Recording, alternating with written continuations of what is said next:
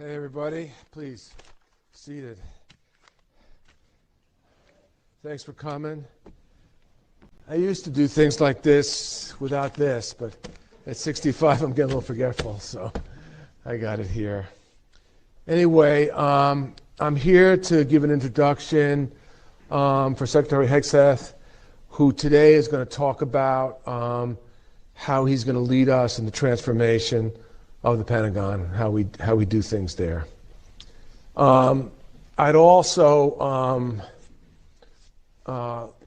like to thank our great president, President Trump, for giving me the opportunity to serve our great nation. I mean, he's incredible, change agent, all the amazing things he's doing so quickly. And in that spirit, he has set the tone for all of us. And our secretary from day one has set such a great tone, a tone of warrior ethos, launching our goals to transform our department from the Department of Defense to the Department of War, to really substantially improve our readiness, our fighting capabilities, our culture, all of our capabilities, and to really be exceptional. Now, servicemen under the Secretary's leadership are really driving towards that goal, but now it's time for the Pentagon, for our civilian employees, and for our contractors to do the same, to take on this fight with a wartime philosophy, with the same culture and urgency, both on acquisition, programming, and capabilities. It's really important for our success. We're in the fight of our lives. We're against competition that's never been stronger, who are advancing rapidly, who are advancing urgently, and already have possessed great capabilities. We simply got to do better on our side of it. The Secretary will talk today about this transformation. He has set the tone of a changed culture in the Pentagon. It's through his, quite frankly, inspirational leadership that's enabled us civilians to really be able to do something different, to change, to be better. And that's our job. It has to come from the Pentagon, our people, as well as the contractors. The Pentagon is run well. The leadership is solid. The culture is good. The teamwork and partnership is exceptional. But we do things in a very old manner, in a slow manner, in a bureaucratic manner, and we must change that. Similarly, our contractors often mirror us with some of the same issues and problems. Our contractors need to change and do better. The contractors are willing to change with us will prosper and grow. Those who don't and resist it will be gone. I think that I can't emphasize how much and how important it is for us not to fall behind. I'm 65 years old, so I've seen a few things. And I can tell you, after that experience, it's an absolute honor to serve underneath, working for the Secretary. It's an honor to serve under his command. And I think he's setting the tone, as you'll hear today, for the changes that we need to make and that we will make and will succeed with. Our military, all of our service people, everyone around it, Americans need us at the Pentagon and our civilians and our contractors to do better. We can't fail. We can't make excuses. We must succeed. Let's get at it. With that, Mr. Secretary, can you please come and speak to us? Thank you, sir. Thank you. Please, take your seats.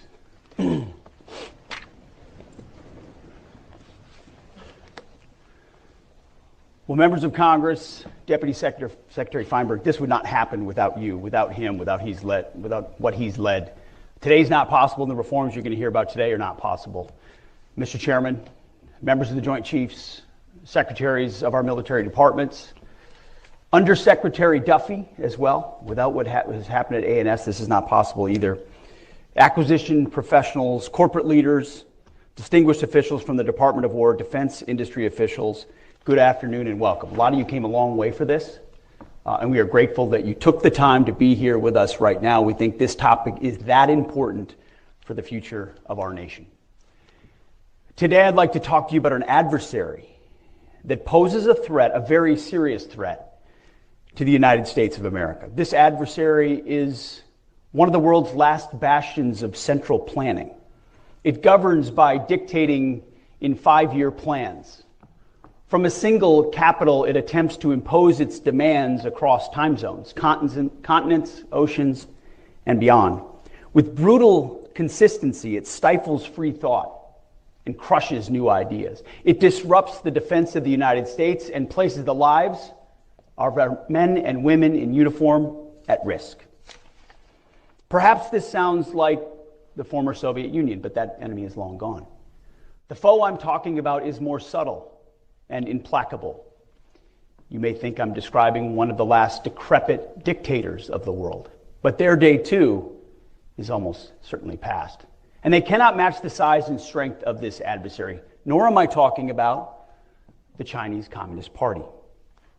The adversary I'm talking about is much closer to home. It's the Pentagon bureaucracy. Not the people, but the process. Not the civilians, but the system. Not the men and women in uniform, but the uniformity of thought and action that is too often imposed on them. In the Pentagon, despite this era of scarce resources taxed by mounting threats, money disappears into duplicative duties and bloated bureaucracy, not because of greed, but because of gridlock. Innovation is stifled, not by ill intent, but by institutional inertia. Just as we must transform America's military capability to meet changing threats, we must transform the way department works and what it works on. We must build a department where each of the dedicated people here, especially the true entrepreneurs and innovators from our industrial base, can apply their immense talents to defend America, where they have the resources, access, information, and freedom to perform. Our challenge is to transform not just the way we deter and defend, but the way we conduct our daily business. The modernization of the Department of Defense is a matter of immense urgency. In fact, it's not an exaggeration to say that it's a matter of life and death, ultimately of every American. Now, I'm going to let you in on a little secret. The speech so far is not my own. Those words are practically verbatim from a speech given by Secretary of Defense Donald Rumsfeld on September 10th, 2001. A near carbon copy 24 years later. Now, the world changed the day after he gave that speech on 9/11, and the wars in Iraq and Afghanistan began. As a result, Secretary Rumsfeld never quite had the full opportunity to implement many of his reforms. To quote him, or paraphrase him again, we went to war with the army we had, not the army he or we wanted. Today, the need for Pentagon transformation, not just reform, is even more urgent than it was when Secretary Rumsfeld spoke those words nearly a quarter century ago. And his words are just as true now as they were then. The threat environment we face is advanced and multifaceted. Technology is evolving at an accelerated pace. The information landscape has become increasingly segmented and personal and exploited by our enemies. Many of our adversaries, as you know, don't wear uniforms and use civilians as human shields. Our enemies often activate under the threshold of armed conflict, the gray zone, and intend to destroy us from within. The world seems smaller and more familiar, yet at the same time more complex.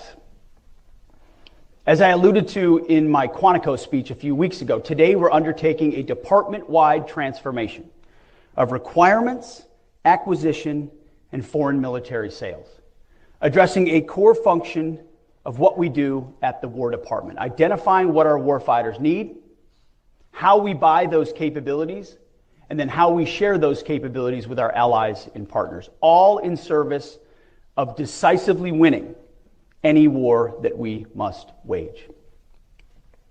For too long, our department has been hampered by a bureaucracy bogged down by burdensome and inefficient processes, paralyzed by impossible risk thresholds, and distracted by agendas that have nothing to do with warfighting. Naturally, such a system gives rise to a certain culture within the organization, and people adapt to that culture in order to thrive within it. The institution shapes the individuals as much as the individuals shape the institution. It becomes mutually reinforcing, and over time, the prevailing pattern becomes more and more entrenched, risk-averse, and immovable, to the point that the whole psychology of the department is stuck in a system in which process, not outcomes, matter the most. Previous administrations have tried and failed to address these issues, seeking to go around the process rather than confront it head on, leaving our military and our industrial base weaker as a result. The department's perverse process has in turn fostered a culture in today's defense industrial base that makes it unlike any other American market, uniquely tailored to the Pentagon in the worst way. Unstable demand signals, uncertain projections, and volatile customer base has caused the defense industry to adopt the same entrenched, risk-averse, and lethargic culture that we have in government. The result, an absence of urgency, a fear of innovation, and a fundamental lack of trust between the military customer and our limited, more limited than it should be, defense industrial base. What's worse, the defense industry financially benefits from our backwards culture. Schedule overruns, huge order backlogs, and too predictable cost increases become the norm. Our military and our taxpayers need a defense industrial base that it can count on to scale with urgency in a crisis, not one that is content to wait for money before taking urgent action. This relates to the whole industrial base, and most importantly to the large primes that we do business with today. These large defense primes need to change to focus on speed and volume and to invest their own capital to get there. If we do that, the Department of War is, of course, big-time supportive of profits. We are capitalists, after all. But if they do not, those big ones will fade away. We've all heard this sort of talk before. Transformation of our acquisition process is a war of attrition, a war that we intend to win. Day by day, week by week, month by month, year by year. I'm telling you, Feinberg and Duffy won't stop. It's been the department's fault for far too long that we're in this predicament. And it will take a focused and sustained effort to succeed, and succeed we must. We will no longer ignore the plank in our own eye. The goal of this speech is not to name and shame people or companies or departments. Many of you have done important and patriotic work for our nation and this department for years. Many for decades. But rather, I wanted the opportunity to look you, my fellow patriots, straight in the eye and tell you how important you are. You will determine whether we deliver for our warfighters. You will determine whether we win our next war. Either you, our companies, our industries, our defense industrial base deliver, or we fail. It is literally life or death. Every dollar squandered on redundancy, bureaucracy, and waste is a dollar that could be used to outfit and supply the warfighter.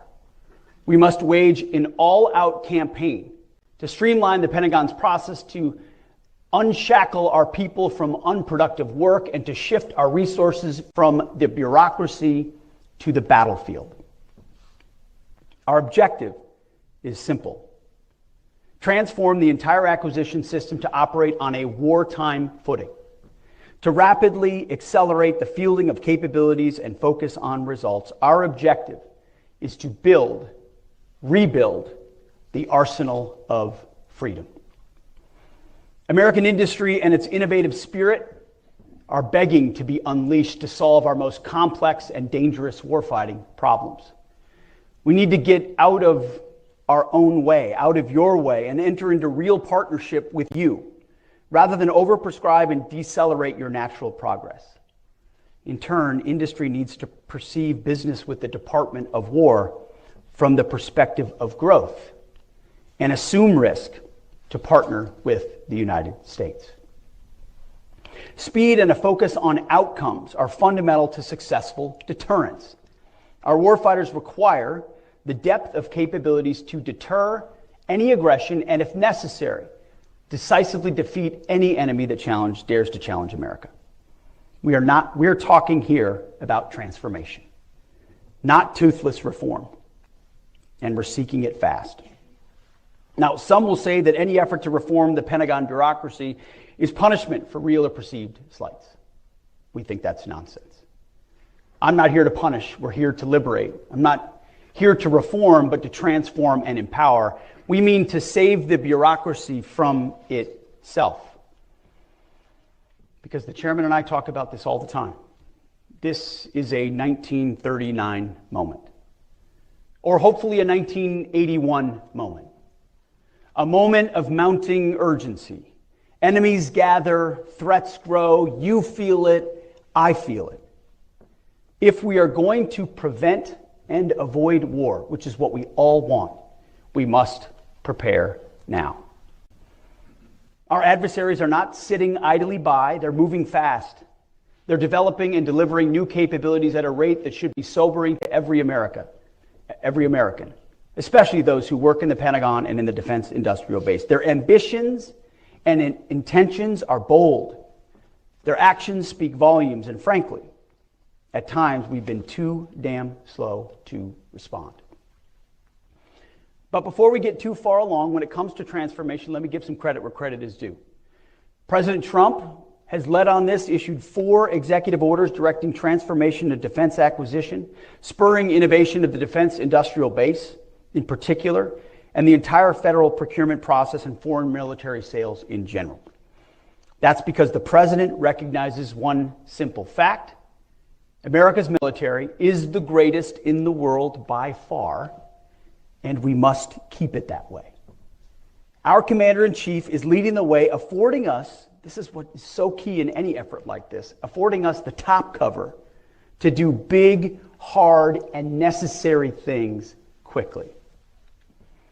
Members of the House and Senate Armed Services Committee, on a bipartisan basis, have advanced proposals to reform Pentagon procurement through the SPEED Act and the Forged Act. Through their close collaboration and extensive exchanges with Congress, much of what we are planning and announcing directly reflects the insight and reform ideas that have emerged from those ongoing partnerships. Many of the changes we're implementing today are the direct result of those congressional engagements, and we look forward to continuing this vital collaboration as we transform the department. So I want to thank Chairman Wicker and Chairman Rogers, especially for their leadership on these issues. Together, these executive orders, the congressional reforms, and the efforts by the services and department leadership, many of which are already underway, will enable 5 broad transformations.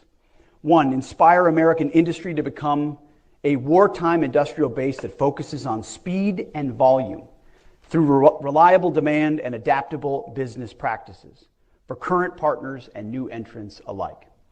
2, unleash the defense, industrial, and government workforces by incentivizing progress over process. 3, bias new acquisition and requirements processes for speed, flexibility, and efficiency. And 4, championing technical excellence and higher risk thresholds to accelerate high performance production. And 5, provoke war speed or warp speed by procuring rapidly and sustaining readily cost effectively as the default, not the exceptions. So, in short, those are broad principles. We mean to increase acquisition risk in order to decrease operational risk. Let me say that again. We mean to increase acquisition risk in order to decrease operational risk. By taking greater calculated risk in how we build, buy, and maintain our systems, we will gain speed to more quickly provide capabilities to the battlefield. An 85% solution in the hands of our armed forces today is infinitely better than an unachievable 100% solution, endlessly undergoing testing or awaiting additional technological development. These are of no use to troops in harm's way. So to the men and women of this department, both military and civilian, who work on acquisition, and our industry partners, let me say this: you are not our enemies in this effort, but you are our allies. You are Obi-Wan Kenobi. You are our only hope. I hear the frustrations of the senseless bureaucracy, the constraints. I hear it every day. You know there is waste. You know there is abuse. You know there are outdated, useless, and silly regulations that squander taxpayer money. You also have ideas to help us defend the United States better, to reform our processes for the better, to make our processes more responsive to the needs of the warfighter. As we move forward, we need your help, and your help as we transform this effort. As I said at Quantico, consider yourself hereby liberated. In transforming the acquisitions process within the Pentagon, we will build on the tenets of restoring the warrior ethos, rebuilding the military, and reestablishing deterrence. We cannot achieve the last two without infusing the first throughout the acquisitions ecosystem, including the boardrooms, the labs, and the factories of our indispensable industry partners. The first step in achieving the warrior ethos, as I emphasized at Quantico, requires that we expect the same from our partners. It's imperative that industry focus on hiring and promoting individuals based on merit and not on some garbage ideological standard. DEI has failed at every level of every organization. In our system of acquisition, we all serve the men and women in uniform and are accountable to the American taxpayer, but we all have a specific role. The Pentagon establishes expectations and outcomes and accountability. Industry provides the talent, the innovation, and the agility, and the capacity that allows us to meet our goals. As with our warriors, the performance standards that industry needs to meet must be high and unwavering. Tolerance for underperformance and failure, low. And the imperative for continuous improvement, relentless. To achieve these goals, it's paramount that human capital decisions across the entire warfighting acquisitions enterprise are predicated upon merit and optimally enable the recruitment, retention, and mobility of our nation's best talent. Just as I told the uniform ranks, personnel is policy, so too in acquisition. Human capital decisions focused on hiring, promoting, rewarding, and accountability will directly determine the success of acquisitions reform. And more importantly, whether or not we save our republic. That's how important it is.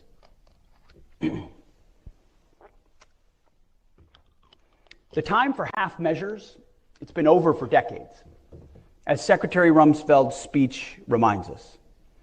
We're taking bold and swift action to transform requirements development, overhaul our acquisitions process, and enhance foreign military sales. But we're not just doing this in silos. The development of this transformation has prioritized civil-military collaboration at every step, ensuring both our civilian and military leaders across the services and the joint staff directly contributed to the development of the coordination of this overhaul. This was not OSW sitting in a room thinking up ideas. This was collaborative across the Pentagon with the services and the joint staff to figure out how we can make this happen. This is a team effort at the Pentagon, not a hostile takeover. Here are the 5 overarching transformative pillars that form the foundation on the procurement process. First, we will stabilize demand signals. We will award companies bigger, longer contracts for proven systems So those companies will be confident in investing more to grow the industrial base that supplies our weapon systems more and faster. Second, we will prioritize the purchase of industry-driven solutions, commercial solutions first, that meet our needs faster, even if that means bids do not meet every requirement. It means that we will be open to buying the 85% solution and iterate together over time to achieve the 100% solution. It also means there will be no non-compliant bids. Third, we will empower our program leaders with the control, expertise, and authority to direct program outcomes, to move money, and quickly adjust the priority of required system performance to deliver on time and under budget. Fourth, we will inject urgency and excellence into the DIB. The Department of War will only do business with industry partners that share our priority of speed and volume above all else, who are willing to surge American manufacturing at the speed of ingenuity to deliver rapidly and reliably for our warfighters. And fifth, regulatory reform. We will remove excessive and burdensome FAR and DFARS rules, reporting requirements, accounting standards, excessive testing oversight, excessively long studies and analysis. Anything that unnecessarily slows down government contracts will be eliminated. So the bottom line is this.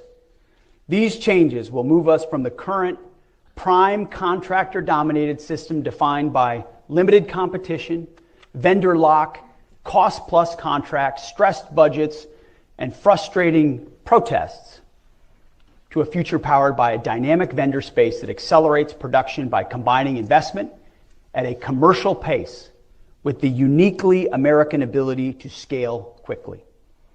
Taken together, we will rebuild the defense industrial base into a new arsenal of freedom. What we're doing today marks a new horizon for how we acquire and deliver warfighting capabilities. We are prioritizing speed, flexibility, competition, and calculated risk-taking.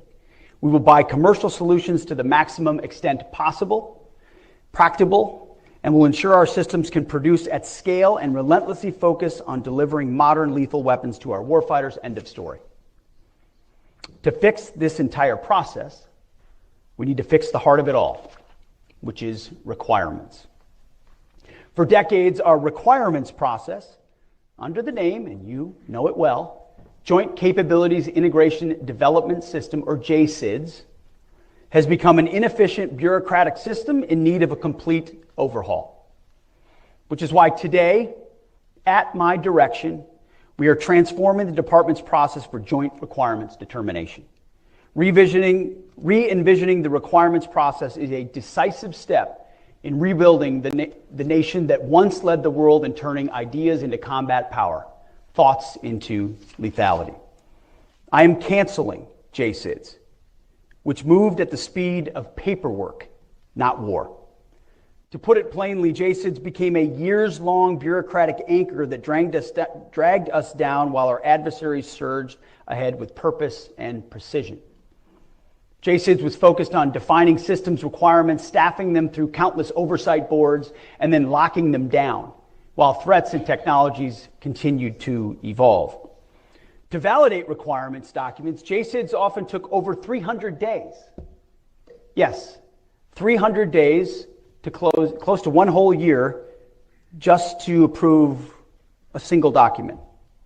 By the time it got stamped, and it probably was stamped, the threat had changed and the warfighters' needs had shifted. The process was so complicated that there is a 400-page manual, instruction manual, just to understand it, imposing endless templates and layers for review. JCIDS had dozens of reviewers and sign-offs and hundreds of comments to approve a single document. It's its own ecosystem, most of which added little to no value. We tried to please everyone, so we chased consensus instead of clarity. It became a go-along to get-along process. The result? Overspecified requirements that satisfy everyone and serve no one. A process built to serve the process. Our industry partners know the biggest obstacle isn't technology, it's our processes. Requirements are unclear or overly prescriptive and even contradict themselves, like that last sentence. They're either so rigid that they strangle innovation or so vague that nobody knows what done actually looks like. Contractors waste time guessing instead of building. The result, cost overruns, frustration on both sides, and delayed delivery to the warfighter. What industry is asking for is simple: clear, stable problem statements, provided early enough to plan, hire, and train the workforce, and then invest in capital modernization. We rarely engage innovators early, and when we do, the process tries to retrofit their ideas into outdated formats. Existing industry partners who understand the cumbersome process don't even bother to innovate. They know there is no upside to innovation.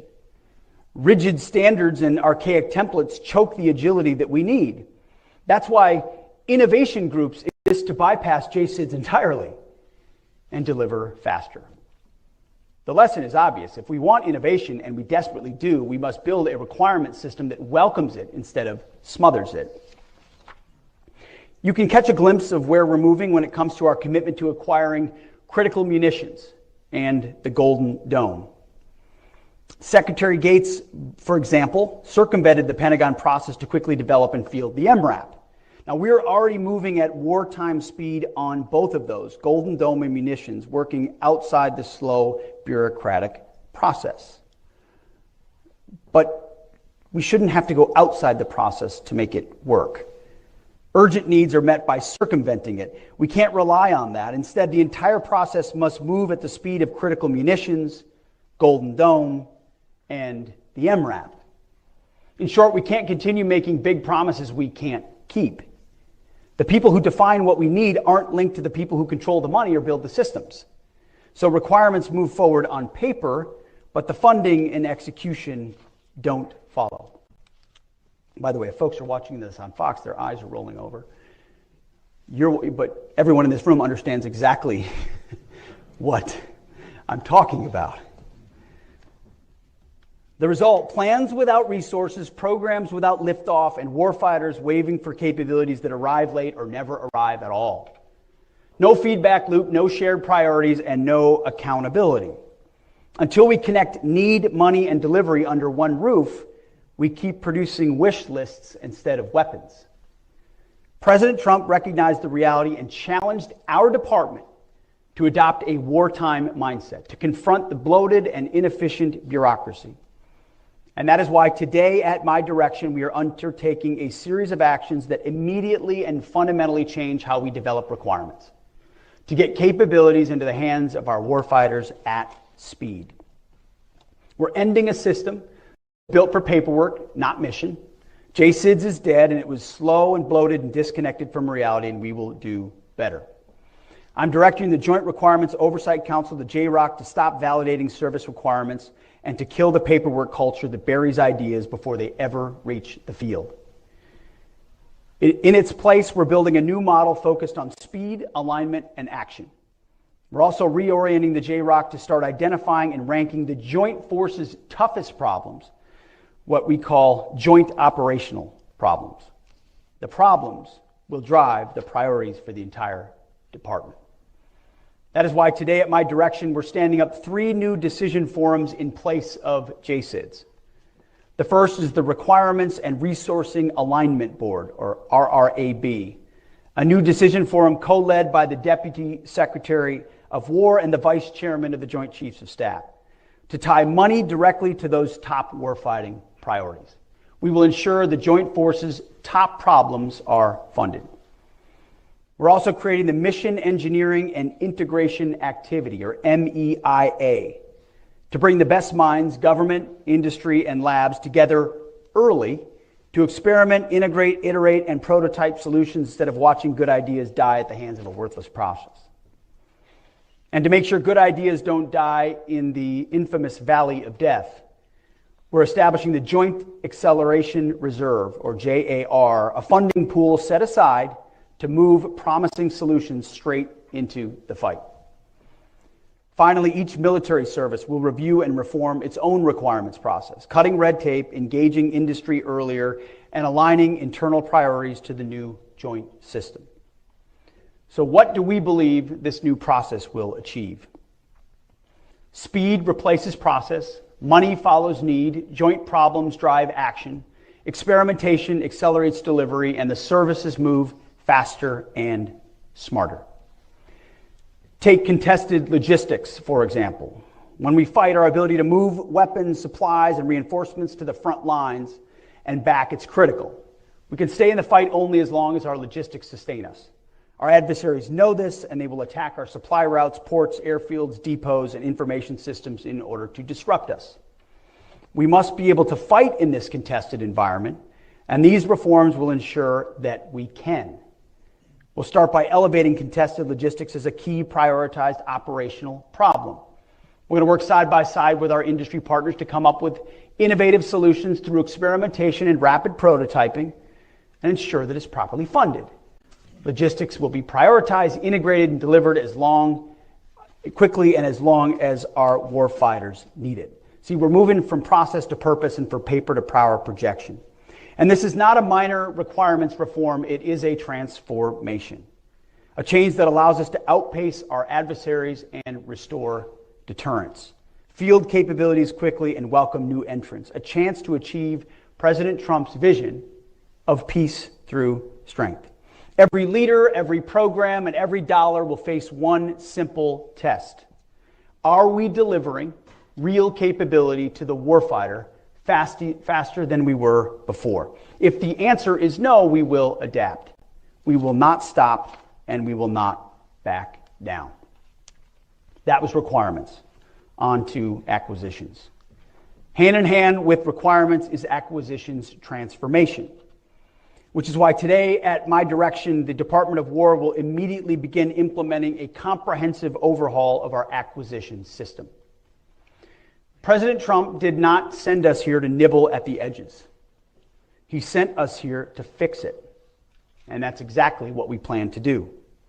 As mentioned earlier, President Trump's executive orders direct the department to modernize acquisition for speed, flexibility, and efficiency, to revitalize the defense industrial base and leverage America's commercial innovation, to incentivize our acquisitions workforce, encourage risk-taking, and cut red tape, promoting efficiency and enhancing competition.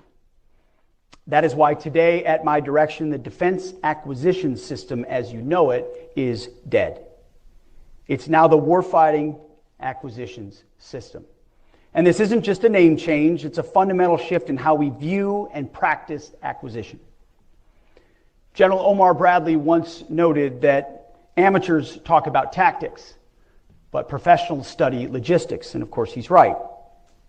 Wars are won and lost not only by warriors on the battlefield, but by acquisition and industry professionals who shape the fight years before it ever takes place. That's all of us and all of you.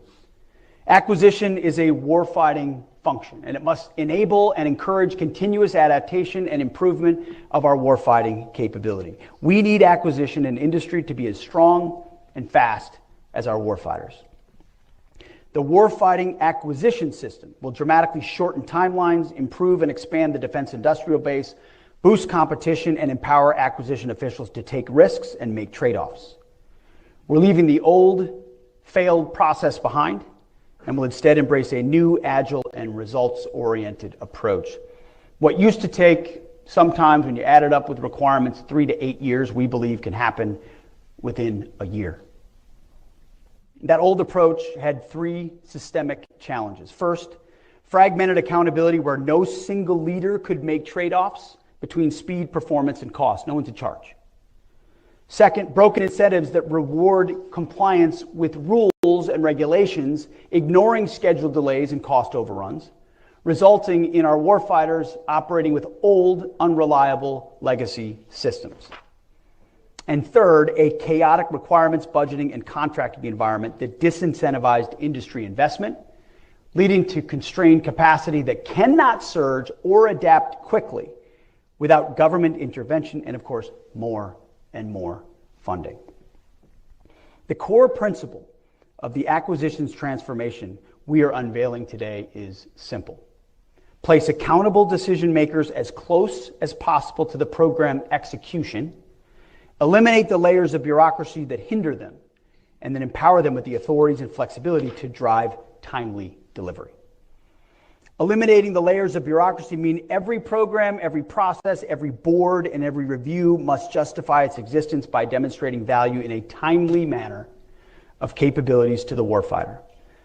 Those that are of low or no value will be eliminated so we can continue to accelerate our speed of delivery to the warriors. Here's what you can expect. Today at my direction, we are transforming and reorganizing the existing program executive offices, or PEOs, into portfolio acquisition executives, or PAEs. The acquisition chain of authority will run directly from the program manager to the PAE. Each PAE will be the single accountable official for portfolio outcomes and have the authority to act without running through months or even years of approval chains. And they'll be held accountable to deliver results. Now, these PAEs will be empowered with the authorities to make decisions on cost, schedule, and performance trade-offs that prioritize time to field and mission outcomes. That means less time identifying what our warfighters need, releasing solicitations to industry, and finalizing contracts to get production running at scale. Our warfighters, as you know, can't wait decades for the tools they need to deter and fight our wars and to win them. The current pace of technological innovation is unprecedented. The services deal with it every day. By the time we field new capabilities, they need to be upgraded and then upgraded repeatedly to maintain the edge over our adversaries.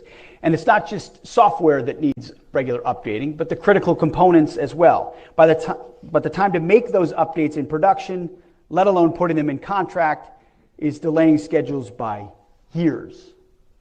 Everyone in here knows it. Years. And we're done with that status quo. Which is why today, at my direction, the Department of War will issue guidance within the next 180 days for portfolio acquisition executives to implement several game-changing practices. We will establish adaptable test approaches that enable rapid certification, evaluate multi-track acquisition strategies to allow third-party surge manufacturing capacity, maintain a standard to carry at least 2 qualified sources through initial production. And lastly, we will establish module-level competition through modular open systems approach. The Department's Office of Department's Office of Research and Engineering, led by Undersecretary of War Emil Michael, along with Mike Duffy, will issue these revised guidelines, A&S and R&E. No more standing by and talking about the benefits of modular capabilities. We're making this a reality. Portfolio acquisition executives will now have the authority to enact the modular open system approach, a technique that commercial industry has been practicing and using for years. Imagine being able to swap parts or software of a critical munition without needing to, completely redesign the missile. It's common sense, but we're not doing it. Updating our lethal capabilities in real time should be the norm, not waiting years to redesign, produce, and field a platform just to have it just in time for it to undergo another round of updates. Around-the-clock software updates should be a given, just like on your smartphone, to improve performance and critically protect our infrastructure against rapidly evolving cyber threats. It's all about empowering innovation and not stifling it. It's about the defense industry leveraging practices the commercial sector has already perfected, things like computer-aided design, digital processes, building virtual models, and 3D printing.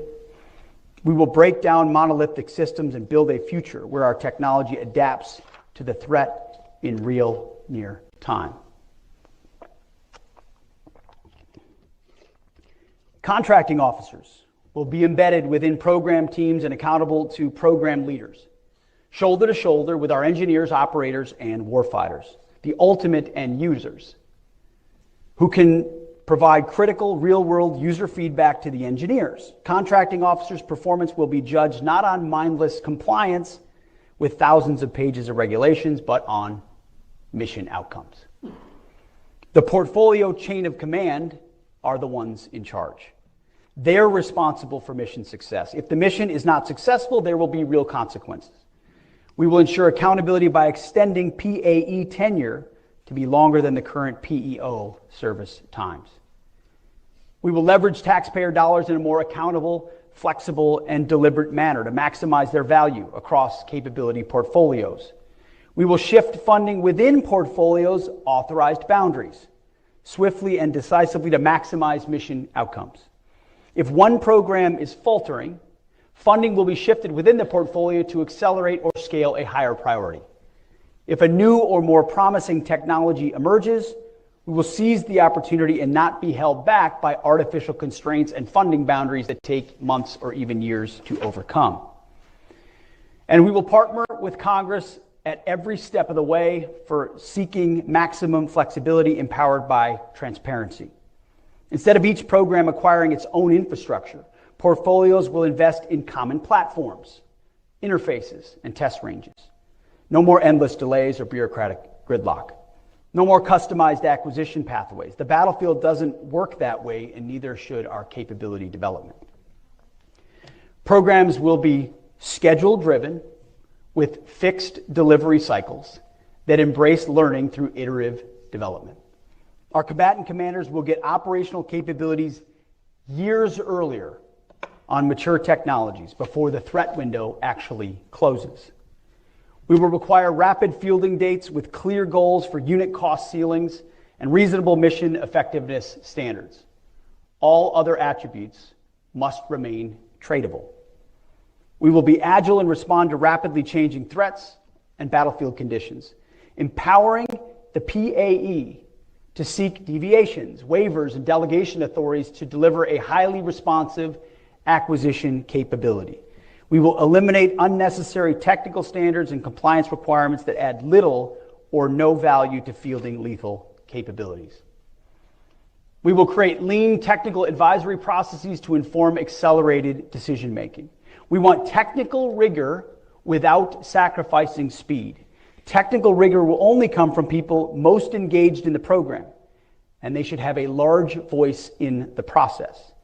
No more lengthy, inefficient reviews by people who are out of the loop and add nothing but time to the process. We will focus on the operational problems that material solutions are intended to address. We will prefer alternate proposals or solutions that deviate from stated requirements but more effectively achieve operational objectives. Evaluation criteria will focus on mission effectiveness, not specification compliance. We're not just buying something. We are solving life and death problems for our warfighters. We're not building for peacetime. We are pivoting the Pentagon and our industrial base to a wartime footing. Building for victory should our adversaries FAFO. That's why today, at my direction, the Department of War is delivering a plan to streamline test and evaluation requirements. Testing early and often is essential at certain stages of development, but testing for the sake of testing inhibits progress and delays delivery.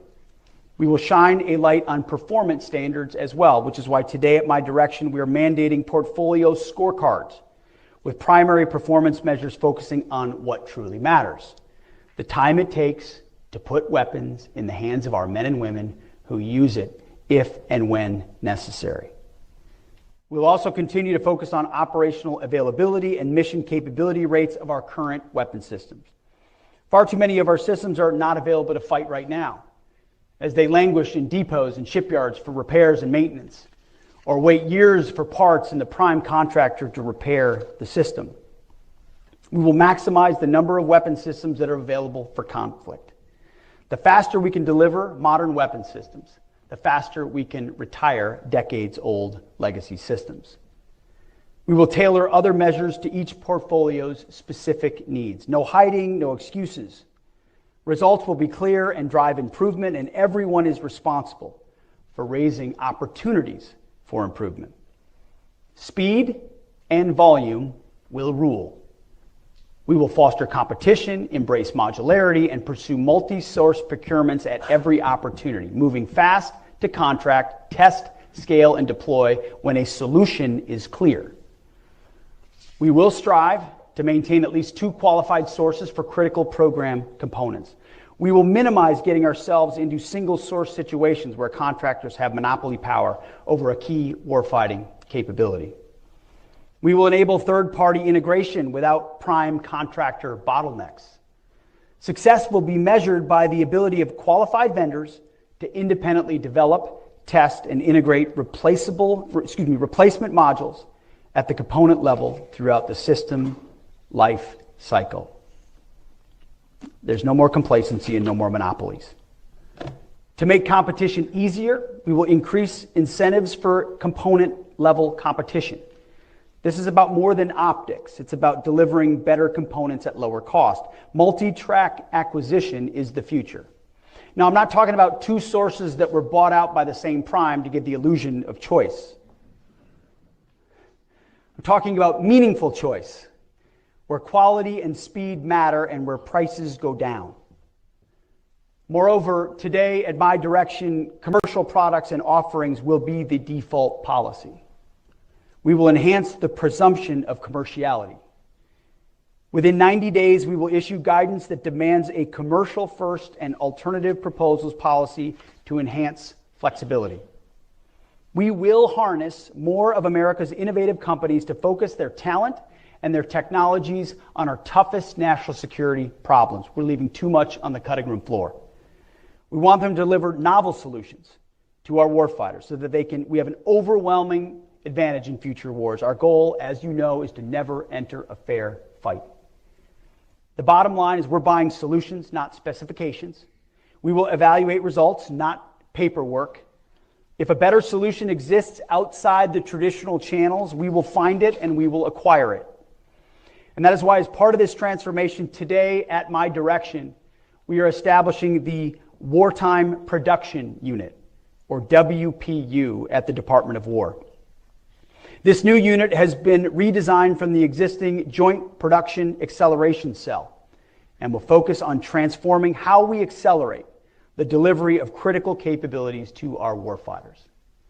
We will accomplish this by leveraging a dedicated deal team, empowered to forging groundbreaking business deals that revolutionize production capacity and completely overhaul contract execution. The deal team will reinforce our contracting workforce, enabling them to work with newly empowered PAEs to negotiate with vendors based on a broader perspective of the vendor's total book of business within the department, rather than through the lens of a single program, creating leverage and incentives not previously applied. This deal team will craft financial incentives that drive contractor performance, demanding on-time delivery of the weapons our warfighters desperately need. It's about faster negotiations, better results, and a commitment to complete transparency and cooperation between the government and our industry partners. The Wartime Production Unit will manage and execute direct support for our top acquisition production priorities. To ensure that we have the best minds in the business, we will bring in a wide variety of the nation's most talented experts to advise on industrial production optimization.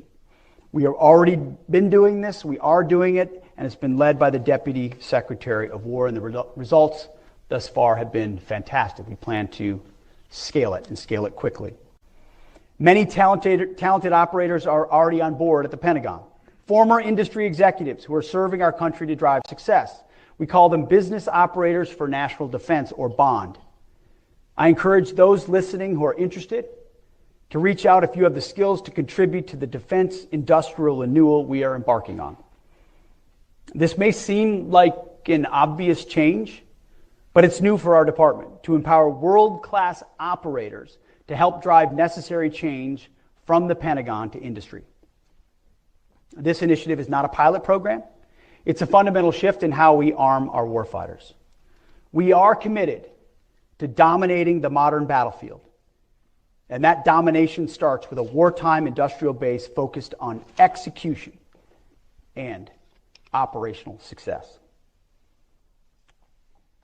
As you know, everyone in this room knows, building the arsenal of freedom will not happen overnight. And it will require considerable investment and resolve to expand the department's buying power. As you're all familiar, the cycle of annual budgets limits the department from providing long-term demand signals to industry. However, there's a world of opportunity with alternative investment strategies to expand our industrial base. And that is why today, at my direction, the Department of War will publish new guidance to ensure that there are clear incentives for contractors to deliver on time, increase production capacity, and have the demand signal needed to attract private investment. We will encourage and accelerate creative strategies in investment, contracting, and procurement to scale production, expanding the DIB with new entrants and incentivizing companies to spend more of their own capital to revitalize our DIB and supply our warriors. We will drive strategies that create stable, clear, and consistent demand signals for industry to invest and scale production of lethal capabilities. This includes partnering with Congress to secure legislative authorities and appropriations flexibility needed to make the department a more predictable partner for industry, enhanced multi-year procurement authorities, guaranteed purchase orders, and stable funding mechanisms that will be the foundation for unleashing unprecedented private sector investment in defense production capacity. This will build on the great work already done to improve the PPB&E process and how CAPE and Comptroller interact with Congress. We commit to doing our part, but industry also needs to be willing to invest their own dollars to meet the long-term demand signals provided to them. Industry must use capital expenditures to upgrade facilities, upskill their workforce, and expand capacity. If they don't, we are prepared to fully employ and leverage the many authorities provided to the President, which ensure that the department can secure from industry anything and everything that is required to fight and win our nation's wars. Our national security comes first. You, our friends among industry, must realize that we appreciate your need to make a good margin and a profit as capitalists. But you must invest in yourselves rather than saddling taxpayers with every cost. For those who come along with us, this will be a great growth opportunity and you will benefit. To industry not willing to assume risk in order to work with the military, we may have to wish you well in your future endeavors, which would probably be outside the Pentagon. We're going to make defense contracting competitive again. And those who are too comfortable with the status quo to compete are not going to be welcome. To the majority of American industry who enjoy steady demand signals, to the major manufacturers who have built our country and our incredible, exquisite systems, to those of you who are not in this room today because you don't currently do business with the Pentagon, the Department of War wants any and all of you to be a part of our industrial base. We want all comers who are prepared to go at wartime speed. We're committed to being better customers, and this acquisition transformation demonstrates our commitment.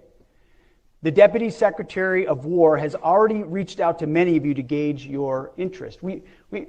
I've talked to a lot of folks. We've never had a deputy like this man who has the business background and experience that he has, and we're leveraging the hell out of it. On behalf of the department and our country, I encourage you to answer his call when it comes.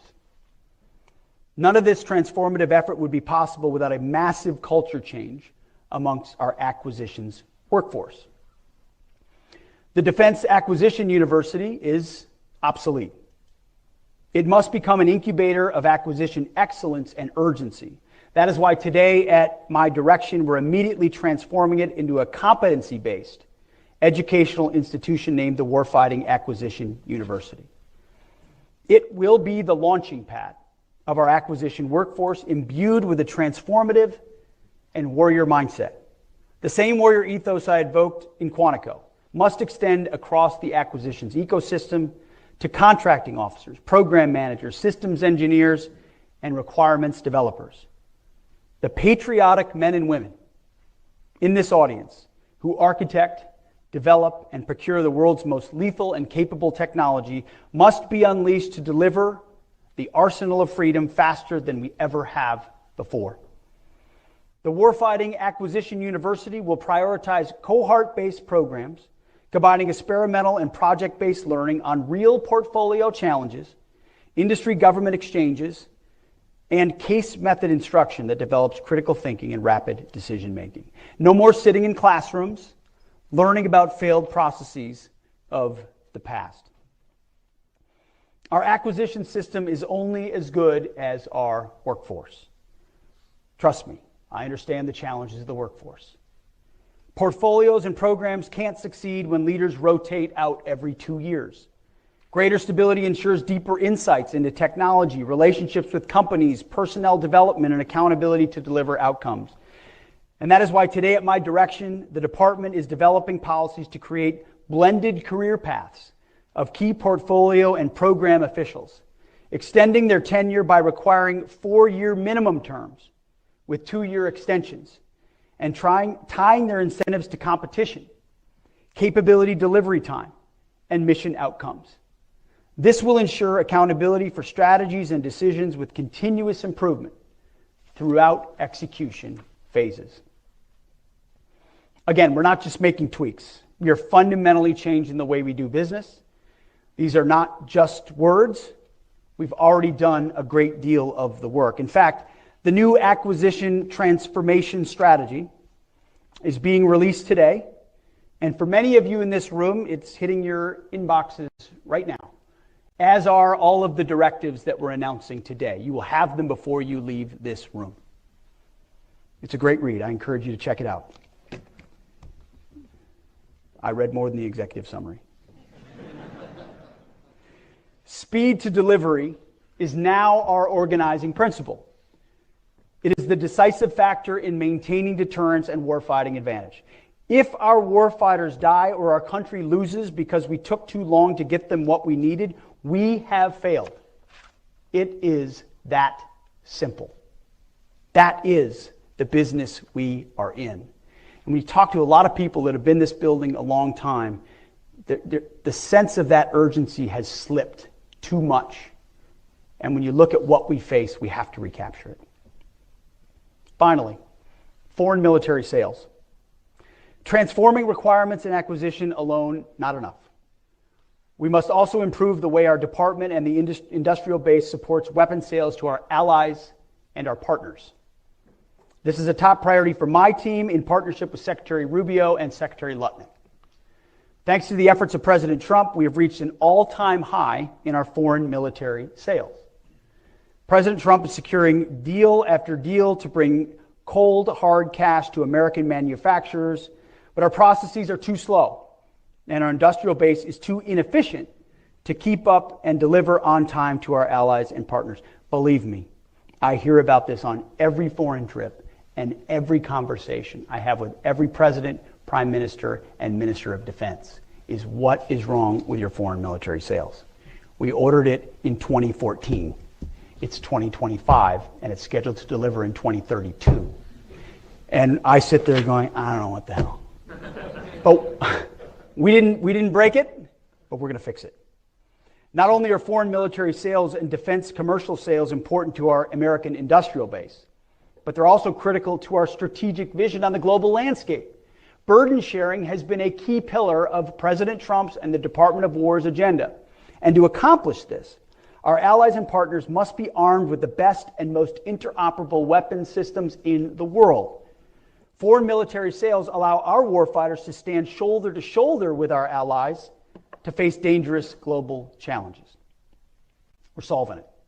Hundreds of billions of dollars annually in foreign military sales and defense commercial sales for American-made weapon systems will provide our companies with the fuel to invest in new manufacturing plants, hire engineers, and source components and materials from thousands of subcontractors and suppliers. More effective FMS and DCS will help revitalize the industrial base, you know this, create tens, if not hundreds of thousands of American jobs, lower the cost of deterrence to the U.S. taxpayer, and accelerate capability delivery to our partners that want to buy American-made. They don't want to buy Russian, they don't want to buy Italian, they don't want to buy French, they want to buy American, but they don't want to wait a decade for it. So what's been the issue? Red tape, inefficiency, and a lack of investment in our defense industrial base. Well, we're sitting on a massive opportunity to supercharge our defense sales and industrial might. to add the surge capacity we need to increase volume for American stocks. The key lies in cracking the code on process efficiency and aligning sales with our efforts to revitalize the defense industrial base. We need to eliminate the backlogs and strengthen the critical supply chains that contribute to delivery delays. When we promise to supply our partners with critical capabilities, we must deliver on time every time. Our success ensures their ability to fight and win, and we can and must do better. We're taking decisive action to resolve it. We've worked to bake exportability into the acquisition lifecycle from the very beginning, and we're investing heavily in making that a reality. We're modernizing our IT systems and establishing clear performance metrics to track progress and identify bottlenecks. At the operational level, some of our combatant commands, I've seen it firsthand, have similarly begun moving out to remove FMS process inefficiencies at the tip of the spear in theater. But the next step is a crucial one, and that's why today, at my direction, I'm directing the realignment of operational control of Defense Security Cooperation Agency, DSCA, and the Defense Technology Security Administration, DTSA. We're moving it from under the Secretary of War for Policy to the Undersecretary of War for Acquisition and Sustainment. So from policy to A&S. Now you might ask yourself, how does an internal Department of War shift in reporting structures make any difference? It makes a huge difference. In delivering defense articles and services to our allies and partners, it's a complex process, and success demands a unified approach across the entire acquisition lifecycle. From the first dollars invested in research and development, all the way through maintenance and delivery of spare parts. When a foreign partner or ally needs to acquire a new capability from the United States, we need to ensure that the department's own processes are efficient, effective, and primed to rapidly review those capabilities for transfer or place them on contract and then delivered as quickly as possible without impeding deliveries to the U.S. warfighter. By planning against a total aggregated picture of global demand against our industrial might, we can achieve breakthrough results, rapidly equipping our allies, bolstering global stability, and projecting American strength. That's exactly what this realignment gets after. By aligning DSCA and DTSA under A&S, we provide leadership focus and establish clear lines of accountability. We're better integrating FMS with our warfighter acquisition system and our defense industrial base activities. What you get is stronger cohesion of our acquisition, security cooperation, and technology security enterprise. U.S. operational and industrial readiness are maximized, and interoperability with allies is increased. And if it's done well, continued year-over-year growth in sales of American-made systems will skyrocket. You should all love that. Starting today, we will now manage our defense sales enterprise with a single integrated vision from initial planning to contract execution to delivery. I mean, it was staggering when we tried to get our arms around just one particular system and who we were giving it to, how many we were giving it to them, and when we were giving it to them. It was a multi-week exercise just to understand that system. It was not a complex system. That system, who it was going to, how long it would take, how it traded off of ours, we had no idea. So half of this is just totally understanding that process top to bottom. At the end of the day, unifying defense sales under a single roof in the Defense Department of War ensures that we aren't making promises that we can't keep, and that our allies receive the capabilities they need when they need them. But this is just the beginning of transforming our approach to defense sales. There's much more to come in the months ahead, because this is about more than selling weapons. It's about building partnerships, strengthening our industrial base, and ensuring that American-made military equipment remains the gold standard for defense around the world. We believe that what we've announced today is a total transformation of how we do business at the War Department. Not simple reform, but a fundamental shift in how the War Department operates. This transformation is, as I stated earlier, a war of bureaucratic attrition, and it is one that we intend to win. This is not a speech. This is not a fire and forget. This is the beginning of an unrelenting onslaught to change the way we do business and to change the way the bureaucracy responds. We will not relent, and we probably won't sleep, because we believe it's that important for our warfighters in the field. We're moving away from a culture of bureaucracy and risk aversion and embracing a culture of agility, innovation, and results. We will revitalize our defense industrial base by changing how we do business with our current defense contractors, fostering competition, and embracing commercial solutions. By the way, some of our services have already done great work in these spaces. So this is not to say there hasn't been a running start with some of our services on this, and I want to acknowledge that. This is building on top of that, frankly, taking some of those lessons learned and accelerating them into what we're doing department-wide. We will reform our requirements process to ensure that our warfighters get the capabilities they need when they need them, and they're not bogged down by bureaucratic delays. We'll modernize our acquisitions process to shorten timelines, send consistent demand signals, and empower our acquisitions officials to make swift, informed decisions. Not handcuffed by the process, accountability to make decisions. Slashing the barriers to entry for companies in the defense industrial base to encourage rapid innovation, competition, and expansion. And we're slashing the barriers to innovation for companies already in the DIB to empower them to grow within the Pentagon. We're making it easier to do business, not just for defense contractors, but for commercial companies. We're leveraging the untapped American manufacturing base to new heights. Small, mid, and large businesses alike, all welcome. And we're instilling a culture of accountability tied to results, not process.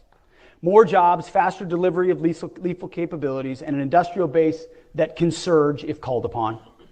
It's not just a pipe dream. We're driving toward that pace. We won't do incremental improvements. This is about fundamentally reshaping our approach from concept to delivery. We're injecting speed and agility into every facet, ensuring that we can outpace our adversaries and maintain our technological edge in places like AI, cyber, and space. It's not about building a military that is not only strong, but it's how to be adaptable, resilient, and ready to meet any challenge with a magazine depth that makes sure that any fight we choose or that which is thrust upon us is an unfair battle. So much of this is about magazine depth. Not just about what we can make, it's how much of it can we make and how quickly can we deliver it. We're not just building a stronger military today, we are laying the foundation for continued dominance in the decades to come. We intend to build a dynamic and responsive system that can adapt to emerging threats and leverage new technologies. We're ensuring that future generations of warfighters have the tools and the capabilities to defend our nation. The War Department will be ready when the time comes.